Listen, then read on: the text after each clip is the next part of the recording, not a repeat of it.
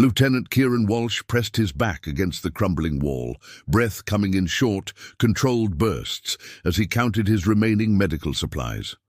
3 emergency plasma packs, a half-depleted dermal regenerator, antimicrobial gel, and a handful of synth sutures. Not much for a stranded combat medic with no extraction in sight. The crimson skies of Tavis Prime rumbled with distant artillery fire. 6 days had passed since his evacuation ship was shot down, leaving him as the lone survivor in this war-torn sector. His distress beacon sent regular pings into the void. But Kieran knew the grim reality. With the orbital battle raging above, no rescue would come soon. His combat training kept him moving between shelters under cover of darkness, avoiding the Navorian patrols that considered all humans valid targets after 3 years of brutal interplanetary conflict. The official mission brief had labeled the Navorians as hostile insectoid humanoids, but Kieran had seen enough wounded soldiers from both sides to know the truth. Beneath their iridescent exoskeletons and 4-fingered hands, they bled and suffered just like humans. A faint sound, something between a whimper and a chirp, cut through his thoughts. Kieran froze, one hand instinctively moving to the sidearm at his hip. The noise came again, weaker this time. "Hello?" he whispered, immediately regretting the word. Any Navorian adult would have already attacked. Following the sound through the rubble of what might have once been a place of worship, Kieran's medical scanner picked up life signs, faint, erratic, but definitely present. He pushed aside a fallen column and found himself staring into large, faceted eyes, the color of amber. A child. A Navorian child, no older than what humans would consider 8 or 9, her delicate exoskeleton cracked across her torso, leaking phosphorescent blue fluid. One of her legs was trapped beneath debris, and by the shallow rise and fall of her thorax, Kieran knew she was going into shock. "It's okay," he said softly, knowing she couldn't understand his words, but hoping his tone might comfort her. "I'm a medic, I can help," the child chirped weakly, mandibles quivering in obvious pain. Without hesitation, Kieran set down his weapon and opened his medkit. Human and Navorian physiology differed significantly, but trauma care followed similar principles. He applied pressure to stop the bleeding, carefully freed her trapped limb, and administered a diluted dose of pain medication compatible with her species. "You're doing great," he murmured, working quickly. "Just hold on." A shadow fell across them both. The sudden silence made the hairs on Kieran's neck stand up. He turned slowly to find himself facing the business end of a Navorian pulse rifle. The adult Navorian warrior towered over him, her exoskeleton bearing the markings of a commander. Her mandibles clicked rapidly in what Kieran recognized as a threat display, but it was the raw emotion in her multifaceted eyes that needed no translation. The universal look of a mother fearing for her child. "Vekira nasel hatak mevor," she hissed, the translation module at Kieran's collar struggling to process the dialect. It finally produced, "Away from my offspring, human deathbringer." Kieran raised his hands slowly, blood, blue Navorian blood, staining his fingers. "Your daughter is hurt. I'm a medic." He gestured to the insignia on his torn uniform. "I can help her." The warrior, Commander Melis, according to the partially translated insignia on her armor, stepped closer, weapon unwavering. "Deception," the translator managed. "Humans kill, always kill." "Not this human," Kieran replied, holding her gaze. "Look, she's bleeding internally. Without treatment, she'll die within hours." As if to emphasize his point, the child let out another pained chirp, reaching weakly toward her mother. Melis's antennae twitched in visible distress, her weapon lowering a fraction. The building shuddered around them as another bombardment hit nearby. Dust and concrete fragments showered down, and without thinking, Kieran threw himself over the injured child. A sharp pain lanced through his shoulder as a piece of rebar grazed him, but he remained hunched protectively until the shaking stopped. When he looked up, Mylis was staring at him with an expression he couldn't read. Her weapon was still raised, but uncertainty had replaced the murderous intent in her eyes. "Please," Kieran said, wincing as he straightened, "let me save her. Then you can decide what to do with me." For what seemed like an eternity, Mylis stood, frozen in indecision. Finally, her mandibles clicked once, decisively. "You saved Talis," she said through the translator, her voice carrying both a threat and desperate hope. "You save my daughter, or I end you slowly." Kieran nodded, already turning back to his patient.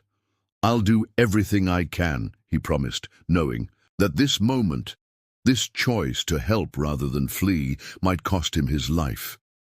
But as he worked to stabilize the alien child, while her warrior mother watched with weapon at the ready, Kieran knew he couldn't have chosen differently. Some principles transcended war, politics, and even species. The oath he'd taken as a medic wasn't limited by who or what his patient might be, and in the amber eyes of the alien commander, something shifted. The first fragile seed of understanding, planted in the most unlikely of places. The ruins trembled as another bombardment struck nearby. Kieran hunched protectively over young Talis, his hands steady despite the chaos around them. Commander Mylis crouched at the entrance, her pulse rifle trained on the sky through a jagged opening in the wall. "3 patrols," she clicked, her translator converting the sounds into stilted English. "2 human, 1 ours." Her compound eyes narrowed. "All dangerous." Kieran nodded, focusing on sealing the crack in Talis's exoskeleton. "With the dermal regenerator. The gel is working," he said. "Her vital signs are stabilizing, but she's lost a lot of blood. She needs nutrients and rest." Mylis studied him, mandibles twitching in what he was beginning to recognize as skepticism. Why human help enemy child? Trick. Hostage plan. The accusation stung, but Kieran understood her suspicion. "I'm a medic. We help anyone who needs it." He gestured to the insignia on his uniform. "This symbol means healer in our culture. We take an oath." Before Mylis could respond, a deafening explosion rocked their shelter. The ceiling above them cracked, chunks of concrete raining down. Without hesitation, Kieran threw himself over Talis again, using his body as a shield. He felt Mylis move too, surprisingly positioning herself to protect them both. When the dust settled, Kieran found himself pinned beneath a support beam, a sharp pain radiating from his ribs. Mylis had already risen, assessing the damage with military precision. "You are injured," she stated, noticing the blood seeping through his uniform. "Just a few broken ribs." Kieran grunted, maneuvering carefully to free himself. "How's Talis?" The child chirped weakly, her mandibles fluttering in what might have been fear or pain. Kieran reached for his scanner, wincing as the movement pulled at his injured side. "Must move," Mylis declared, her antenna twitching toward the sounds of approaching footsteps. "Both armies search ruins. Find us soon." Kieran nodded, calculating their options. "There's an underground maintenance tunnel I passed yesterday, about 1/2 kilometer east. It should be stable and hidden." He began repacking his medical supplies with practiced efficiency. "Can you carry Talis? I'll cover our retreat." Mylis tilted her head, studying him with those inscrutable compound eyes. "You trust me with weapon at your back?" "Do I have a choice?" Kieran smiled grimly. "Besides, your daughter needs you more than she needs me right now." Something flickered across Mylis's features, perhaps surprise, perhaps respect. She carefully gathered Talis in her arms, chittering softly in what must have been reassurance. "You lead," she decided. "I follow, for now." They navigated the ruins in tense silence, Kieran's combat training guiding them through blind spots between patrol routes. Twice they froze in shadows as human soldiers passed nearby, and once they ducked behind debris as a Navorian scout skittered past. Each time, Kieran expected Mylis to call out to her own kind, yet each time she remained silent, her arms tightening protectively around Talis. When they finally reached the maintenance tunnel, Kieran's side was burning with pain, his uniform dark with blood. As Malis settled Talis on a makeshift bed of his emergency blanket, she turned to him with an unreadable expression. "Human bleeds," she stated flatly. Kieran tried to wave off her concern, but dizziness swept over him. He stumbled, catching himself, against the wall. "The medical supplies are for Talis," he insisted. "I'll be fine." To his surprise, Milas approached, extending a four-fingered hand toward his injury. "Sit," she commanded. "I have training also, field medic for squadron." Too weak to argue, Kieran slid down the wall, allowing her to examine his wound.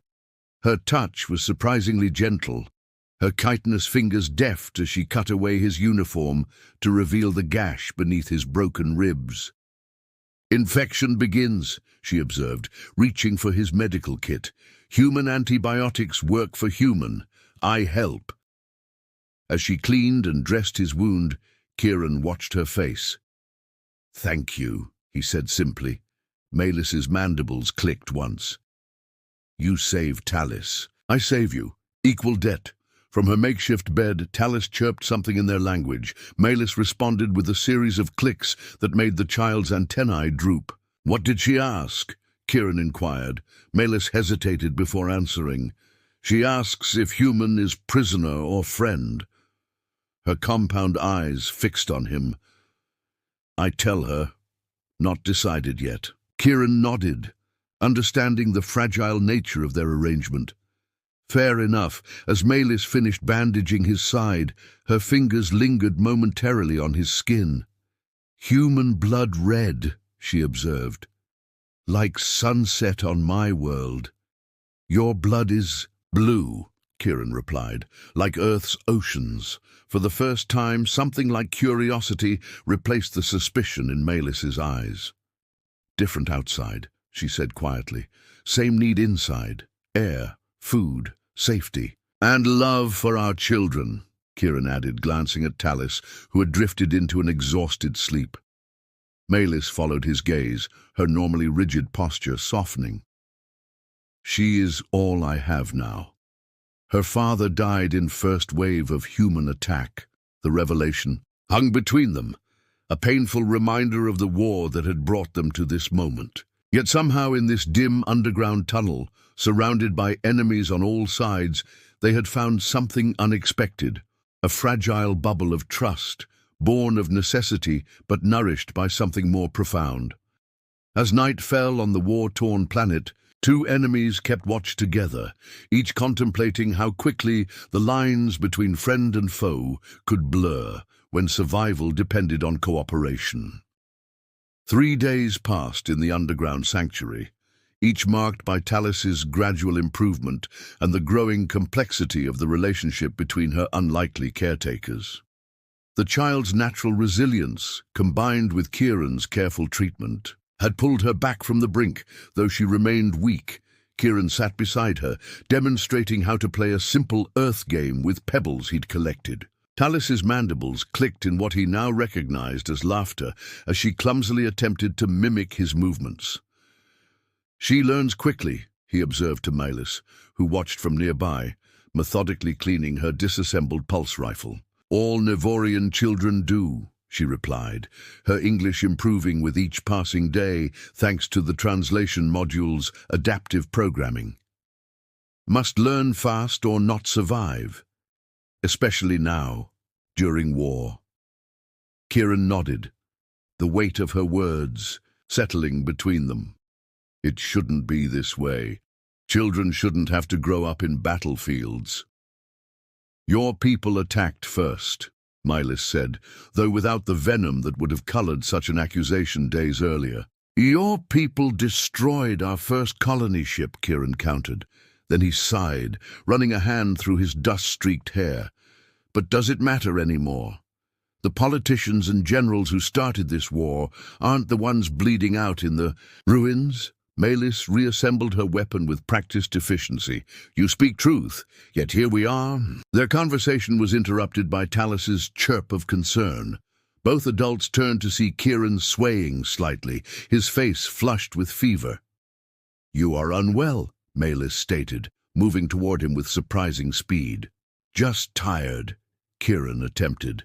A reassuring smile, but the effect was ruined as a coughing fit doubled him over. Malis's cool hand pressed against his forehead. "Fever burns. Infection spreads." Her voice carried an unexpected note of alarm. "Show wound." Kieran reluctantly lifted his shirt, revealing the angry red streaks spreading from beneath his bandage. The injury he'd sustained protecting Talis had worsened despite treatment. "Medicine," he murmured, gesturing weakly toward his nearly depleted kit. "The vial with the blue cap. Last dose." Malis retrieved it swiftly, her movements betraying urgency. "This is final medicine?" Kieran nodded. "Save it for Talis, if her condition worsens. Foolish human," Malis interrupted, already filling a syringe. "Child stabilizes, you worsen. Logic dictates medicine goes to greatest need." Before he could protest further, she administered the ease injection with surprising gentleness. "Rest now," she commanded. "I stand watch." As fever claimed him, Kieran drifted in and out of consciousness. Through the haze, he became aware of cool compresses on his forehead, of gentle hands changing. His bandages of lilting Navorian songs hummed in the darkness. Sometimes he heard Malis explaining medical procedures to Talis, teaching her daughter even in crisis. He awoke fully on the fourth day to find Talis sitting beside him, her small chitinous hand resting cautiously on his arm. When she saw his, eyes open, she chittered excitedly, calling to her mother. Malis appeared, looking exhausted but relieved. "Fever breaks," she announced. "You live, stubborn human." "Thanks to you," Kieran acknowledged, his voice rough from disuse. "Where did you learn human medicine?" Something like embarrassment flickered across her features. "I studied captured medical manuals.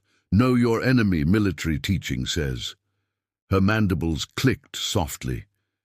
"Never thought to use knowledge to save human life." Kieran attempted to sit up, grimacing at the stiffness in his side. Malis moved to assist him, her touch careful yet assured. As she helped him drink from their limited water supply, their faces drew close enough that he could see the intricate patterns within her compound eyes, like fractured amber catching the light. "Why did you help me?" he asked quietly. "You could have taken Talis and left once she was stable." Malis was silent for a long moment, her antennae swaying gently in thought. "At first, debt only. You save child, I save you. Equal." She busied herself with repacking their sparse supplies. Then, not simple anymore. "What changed?" Kieran pressed, something unspoken hovering between them. Her eyes met his, alien, yet somehow increasingly familiar. "You speak to Talis like a person, not enemy offspring. You give last medicine to her without question. You—" She hesitated, searching for the right words. "You show what humans call compassion. This not in our reports of your kind. Maybe both sides have been wrong about each other," Kieran suggested. Before Malis could respond, a distant explosion rocked their shelter, sending dust filtering down from above. Her posture immediately shifted to alert, warrior instincts taking over. "Fighting approaches," she warned, gathering her weapon. "Must move again." Kieran nodded, struggling to his feet. "I don't think I can make it far," he admitted. "You should take Talis and go." Malis stared at him, mandibles clicking in what he now recognized as indignation. "We go together," she stated firmly. "My people have settlement in mountains, hidden from human scanners, 3 days' journey, medical facility there." "Your people would kill me on sight," Kieran pointed out. "Not if under my protection," Malis countered. She stepped closer, one four-fingered hand coming to rest cautiously on his arm. "I am Commander Malis Kavaran, 3rd Battalion. My word means something." The intensity in her compound eyes made something shift in Kieran's chest. In this moment, she wasn't an alien enemy, but a person offering trust he hadn't earned. "Why risk it?" he asked softly. Maylis tilted her head, antennae quivering slightly. "Perhaps time to show my people not all humans bring death." Her hand moved from his arm to brush tentatively against his cheek. "Some bring life instead." The gesture, so human in its tenderness, yet executed by chitinous fingers against his stubbled skin, bridged worlds of difference. Kieran found himself leaning into her touch, his own hand rising to cover hers. Talis chirped questioningly from nearby, breaking the moment. Maylis stepped back, her posture straightening as she returned to practicalities. "Rest tonight," she instructed. "Tomorrow we journey together." As she moved away to prepare Talis for sleep, Kieran watched her, wondering at the strange turns of fate that had brought them together. In the midst of war, in the most unlikely of circumstances, something extraordinary was taking root, something that defied every boundary their species had drawn between them. The mountains loomed in the distance, their jagged peaks reaching toward Tavis Prime's crimson sky. Kieran leaned heavily on the makeshift staff Maylis had fashioned for him, each step sending dull pain through his healing side. 3 days into their journey, the fever had returned intermittently, leaving him weakened but determined. "Rest," Maylis commanded, helping him to a sheltered outcropping of rocks. Talis immediately scampered to collect what appeared to be small, fruit-like growths from nearby vegetation. "She looks stronger," Kieran observed, watching the child move with growing confidence. "Her exoskeleton is healing well," Maylis nodded, her mandibles clicking in what he now recognized as maternal pride. "Nevorian children resilient. Adult coloration begins already." She pointed to the subtle, iridescent sheen developing on Talis's previously matte exoskeleton. "She'll be beautiful," Kieran said, accepting the strange fruit Talis proudly offered him. "Thank you," he added in halting Nevorian, one of the few phrases Maylis had taught him. Talis chirped delightedly at his attempt, launching into a rapid series of clicks and trills that left him bewildered. Maylis's antenna quivered in what he'd come to recognize as amusement. "She asks if you will teach her more human games when we reach safe place," Maylis translated. "She likes stone game you showed." Kieran smiled, though it faded as reality reasserted itself. "If your people don't execute me on arrival," Maylis's compound eyes fixed on him with unexpected intensity. "This will not happen," she stated firmly. "You are under my protection." The conviction in her voice warmed something in Kieran's chest, even as pragmatism tempered his hope. Their journey had brought them closer in ways neither could have anticipated, boundaries dissolving through shared danger and quiet conversations beneath alien stars.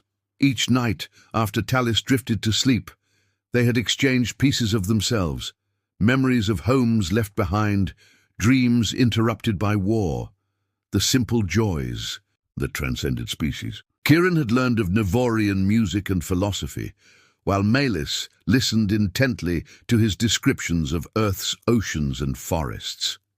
"We should continue," Maylis announced, scanning the horizon with military precision.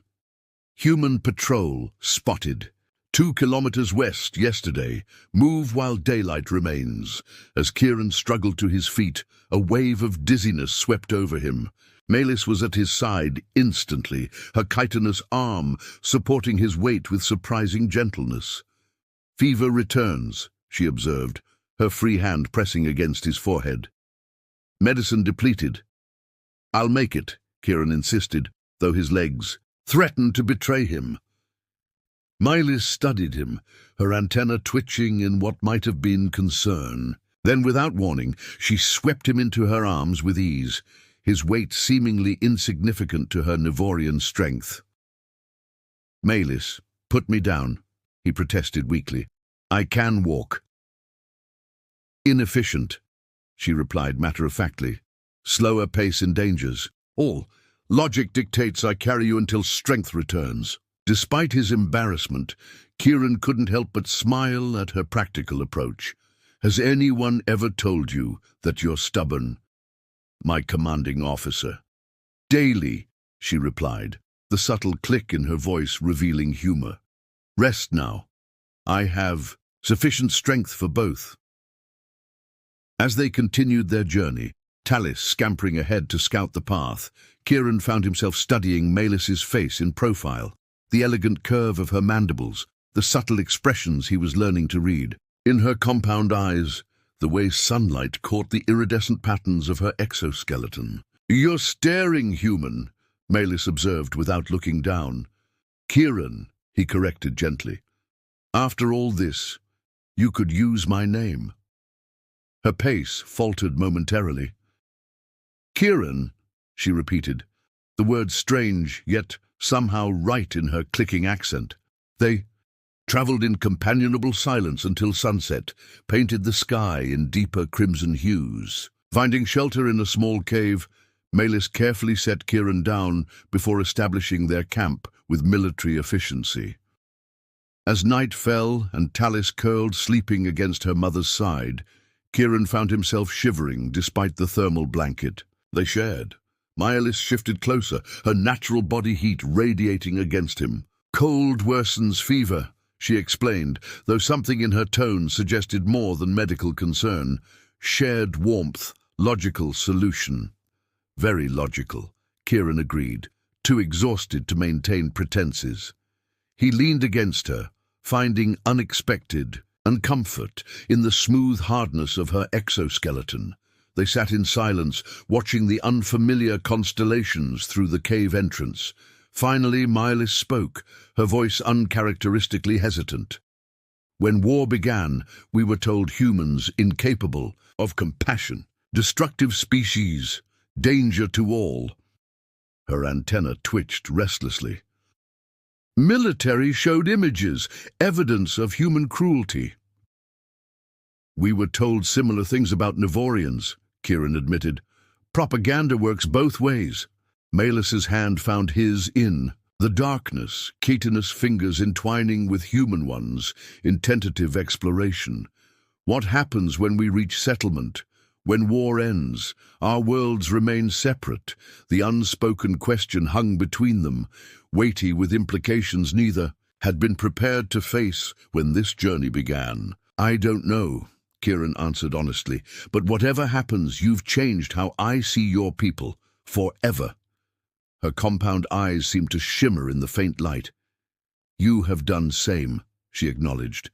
Then, with deliberate care, she leaned forward, pressing her forehead against his in what he recognized as a Nevorian gesture of profound connection. Rest now, she murmured, her free hand rising to trace the contours of his face as if committing them to memory. Tomorrow, difficult terrain, needs strength. As sleep claimed him, Kieran remained aware of Melis's protective presence, of boundaries crossed that could never be re-established, of possibilities neither had imagined before chaos and compassion had thrown them together. In the morning, they would face the final leg of their journey, and beyond that, the uncertain reception of Melis's people. But for this moment, in this cave on a war-torn world, peace existed in microcosm between two beings who had every reason to be enemies and had found reason enough to be more. The Nevorian settlement rose organically from the mountainside, structures of crystalline material blending seamlessly with the natural rock formations.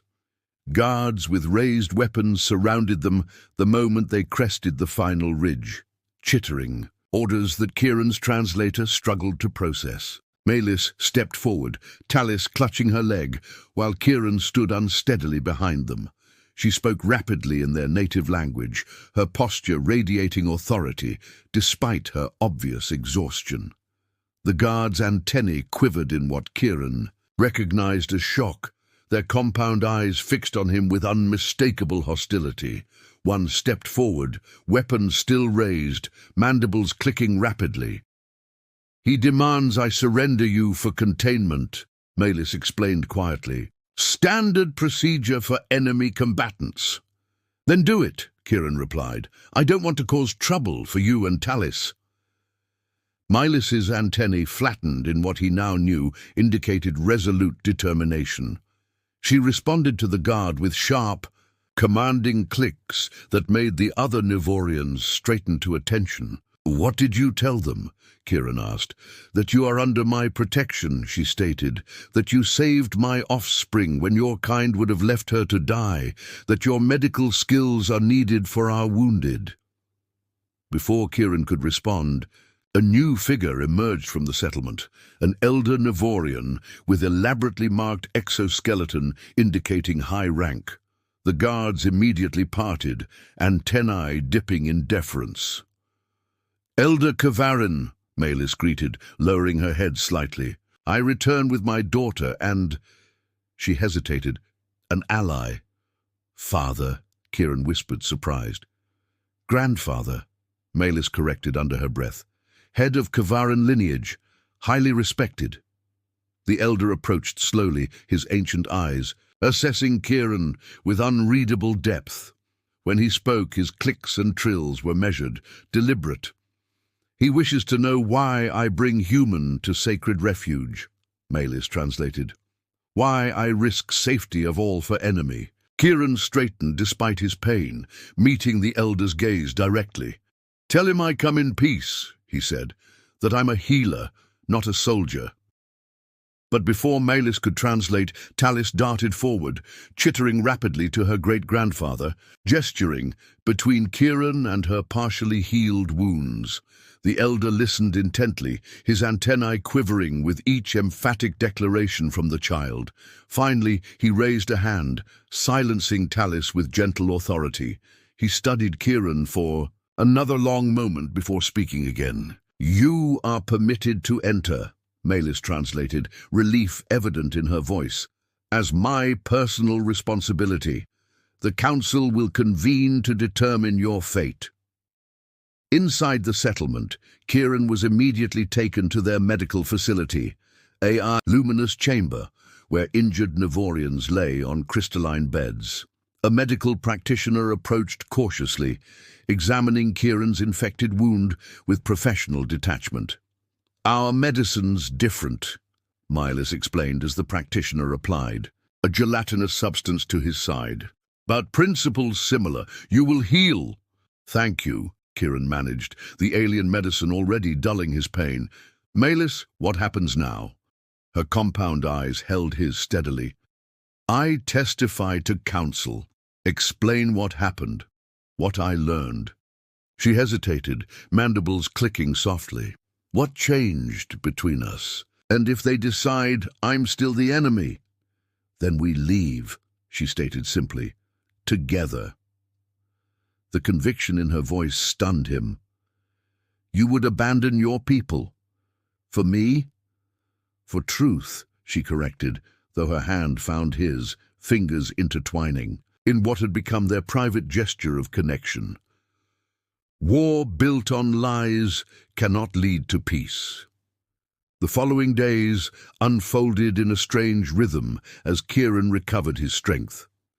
True to Malus's prediction, the settlement's council summoned them repeatedly, questioning both separately about their journey. When not before the council, Kieran found himself cautiously accepted in the medical facility, his human techniques combining with Nivorian methods to save lives that might otherwise have been lost.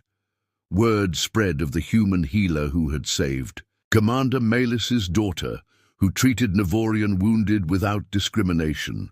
Children like Talis approached him with growing curiosity rather than fear, and gradually adults followed. 2 weeks after their arrival, as twilight painted the crystalline structures in amber hues, Malus found Kieran at the settlement's edge, gazing toward the distant battlefield they had escaped.